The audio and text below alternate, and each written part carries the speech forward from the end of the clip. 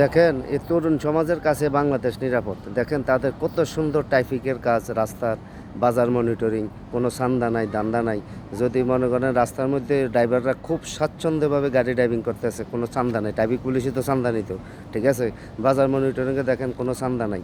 চান্দা যদি না থাকে তাহলে অবশ্যই নিত্য প্রয়োজনীয় জিনিসগুলো সহনশীল পর্যায়ে চলে আসবে আমাদের ক্রয় ক্ষমতার মধ্যে, ঠিক আছে। আমরা চাই এই তরুণ নেতৃত্বে আসুক দেশে, ঠিক আছে। আর যে তত্ত্বাবধায়ক এখন যে সরকার আছে, এই সরকারকে আমাদের উচিত সবাই সর্বাত্মকভাবে সহযোগিতা করা, ঠিক আছে। তাদেরকে তাড়াহুড়া করা যাবে না, কারণ এমন কোনো সেক্টর নাই যে হাসিনার দুর্নীতিগ্রস্ত লোক নেই।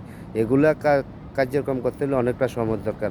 আমরা যে যার অবস্থান থেকে সরকারকে সহযোগিতা করব, যেইভাবে হোক সহযোগিতা করব, ঠিক আছে। আমরা চাই তরুণের হাতে বাংলাদেশ থাকুক। তাদের যে স্বপ্ন সোনার বাংলা করার, তাদেরকে সুযোগ দেন, তাদেরকে ডিস্টার্ব করবে না, তারাই সোনার বাংলা করতে পারবে, ঠিক আছে। জয় হোক বাংলার মানুষের।